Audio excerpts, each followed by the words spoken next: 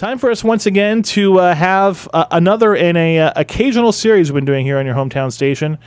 And it's called Santa Clarita's Unsung Heroes. It's sponsored by Mercedes-Benz of Valencia. We're taking an opportunity to kind of, give some kudos and some accolades to people who work tirelessly behind the scenes in either nonprofit groups or businesses in and around Santa Clarita. Talk about what they're doing and show how they kind of make a difference here in the Santa Clarita Valley and beyond. And so joining me in the studio right now is Roger Presgrove, and he's the Reverend Roger Presgrove. He's worked in Christian humanitarian aid field for more than 20 years, and since 2005 he has also been the president of Help the Children, one of the top 200 charities in the United States. Over the past 2 decades, Roger has distributed more than $900 million in relief aid to people in 12 states and 52 countries around the world. He's also a Santa Clarita resident, and that's why he has been named the latest Santa Clarita Unsung Hero, brought to you by Mercedes-Benz of Valencia. Roger, thank you for taking the time to visit with us. We do appreciate it. Thank you, Jason. Glad to be here. Now, what do we call you? Do we call you Reverend Presgrove or Roger? You prefer that? I prefer that. Yeah. Now, talking about your background, kind of just where you got started. I've got your whole CV, Roger. I've got it all kind of right in the computer in front of me. You went to LA Baptist College and to UCLA. You graduated with a degree in Christian education. What led you into that field, and then what did you do after you graduated?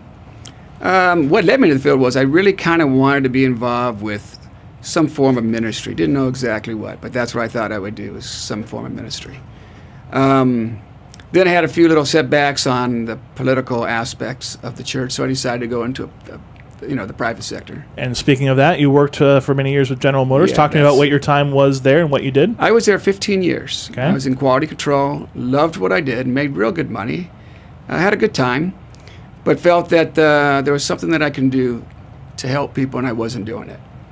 So I decided at that time they were offering a buyout, and I thought, you know what, I'm going to go ahead and do that and go do a nonprofit job. And that's when you led you over to Help the Children, right? Correct. How did you get involved with them? How did you find out about them, and what got you involved there? Actually, I was seeking them out. I went over there and met with their president at the time, and kind of showed that I had an interest. I had a business background, and he says, well, it just so happens we're looking for a director of operations.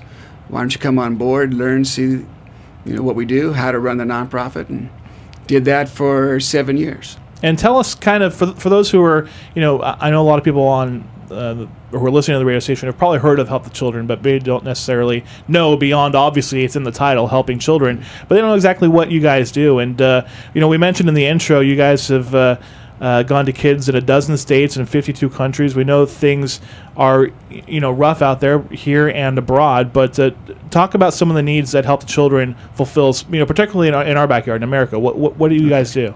Okay. We have several programs. What we basically have right now, we have a large food program. We're located, our headquarters is in Los Angeles, where we do about 3 million pounds of food a month. We have about 600 food agencies, churches, seniors' homes that pick up food from us on a weekly basis.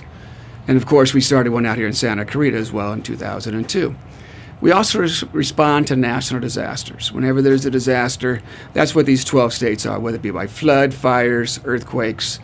We do everything that we can to send our trucks out there to send relief aid. The things that we send is usually food, clothing, and personal hygiene items. And so the headquarters in Los Angeles, and you mentioned that it's been about a decade since you guys have been up here in Santa Clarita as well. What do you guys do in Santa Clarita? In Santa Clarita, we have a food pantry over in Valencia in the industrial center. We wanted to set it up a little different than what we do downtown and different than some of the food pantries around. What we wanted to do is have people come in, take an empty box, and shop like a supermarket. So they'll go down the aisles and pick out the things that are for their dietary needs. Right. Something that, if they have a child that's diabetic, obviously, there's certain things, or glucose intolerant. So we wanted to set it up so that anybody can come in that is in need. Now, we have an application, but it's not one of those things where you can only make a certain amount of money. What we want to do is help. What happens if somebody loses a loved one or a spouse or what have you that's struggling? I think everybody in Santa Clarita might have a neighbor or a friend that's kind of hurting. So we want them to know they can come down and pick up from our pantry. And we are open on Tuesday, Thursdays, and Saturdays. And they can come every Tuesday or every Thursday or every Saturday. 1 day a week they can come. In speaking with some of the other nonprofits, kind of about what they do out here in the Santa Clarita Valley, what I hear, and you can tell me if this is your experience as well, is that it seems like the general thought in and among the community is that since Santa Clarita is considered to be a reasonably affluent, middle class, upper middle class community, that a lot of people wrongly assume that there is not a lot of need for people for services that some of these nonprofits provide. And maybe you can speak to that as well. I mean, is that something that that you find that people don't realize that the need that exists right here in our own backyard for what you guys do? That's a good point. A lot of people really don't see what's going on. We have people that live down the wash basin just below your station here. They come and pick up food from us. We have people that have been, removed from their homes, that have no place to go, so they're in their cars. I talked to the high school professor or high school teacher, and he was talking about there's like 300 kids in this valley right now that are either living in an RV or a car because they've lost their homes. Think about the economy the last 4 years. It's been a tough time. So people that lose their houses, where do you go? So yeah, there is a tremendous need, and it is a great city. I mean, it's a wonderful city. I've been here since 1990. I love Santa Clarita. Yeah. But there are people that are kind of in the shadows. You just don't know that they're there. Right now we're in studio with Roger Presgrove. He is the Santa Clarita Unsung Hero this time around, sponsored by Mercedes-Benz of Valencia. We've been talking about Help the Children and what they do out here in Santa Clarita and beyond. And you guys have traveled all over the place with Help the Children, right? And talk to me about your travels with them. Okay, we've sent supplies to 52 countries. Our main products, the main things that we do is there's three. We have a hospital that we built in Guatemala. That's a 12-bed, 3-surgical room hospital that saves lives. It's in northern Guatemala. We have what we call the Love and Life Center in Honduras, Tegucigalpa, Honduras. It's kind of like the Ronald McDonald House. What we do is we house 62 children that have cancer. They stay at our center while they receive chemotherapy at the hospital next door. So they don't have to try to go back home or find a place to get a ride, to get a bus to go to the hospital. So we provide that. And the third thing we have is called the Oasis Girls School, and that's in Nairobi, Kenya. We have 122 girls there whose parents have died of AIDS, so they had no place to go. So we basically made it a school, so an orphanage/school, so we educate them, and we worked out a deal with the government, so when they graduate from high school, they become teachers for the country of Kenya. Wow. That's great. You're also, we talk about some of the other things that you do besides Help the Children. You're a member of the Christian Medical and Dental Association. You're involved with Rotary, and you're a board member for 3 other nonprofit groups. So you obviously stay busy, and obviously this is important. What are the other groups that are near and dear to your heart, and what do you do for them? Well, there's a lot. It's hard to single out just one or two. But okay. I think the biggest thing is if you can help with the physical needs. I think it's very important that when you have 2 arms, 2 legs, and everything's working perfectly, you don't think about it when you get out of bed, throw the blanket off, and say, okay, now I'm going to go to work. But there's a lot of people that don't have that luxury anymore. There's a lot of people, especially our veterans programs, people that have lost a limb that sacrificed for their country. I think when it comes to military, my eyes go up, my heart goes out to them by saying, you know what, you are a hero in my eyes.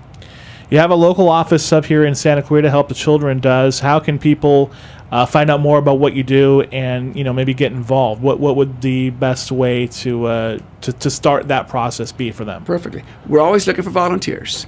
Obviously, we're open those 3 days, but we're also open during the day as well to help stock shelves. Sometimes we're looking for drivers, someone that'd be willing to go pick up at the local supermarket or a school that did a food drive or so forth. So we're always looking for people that want to help. Just a couple hours or an hour a day, 1 day a week or 1 day every 2 weeks. But there's always a way that we can plug you in. We have a lot of kids that do community service time with us. We love having high school students, and it's a plus, but there's always a need for volunteers, always. Find out more about Help the Children, helpthechildren.org. Also, if you miss any part of it, you want to know exactly how to get involved, how to contact Roger. We have all that stuff here at the radio station, and of course, we'd be happy to pass it along. Roger, thank you very much for being with us. Thanks for doing everything that you do behind the scenes, and with Help the Children, with all these other organizations. We appreciate it. We want to recognize you, and that's why Mercedes-Benz has chosen you this time around. Thanks for doing it. Well, thanks, Jason. I really appreciate that. We appreciate what you do. On our website, hometownstation.com, the story to follow all about Roger, and this interview will be posted in its entirety as well at hometownstation.com a little bit later on this week. Thank you, Roger.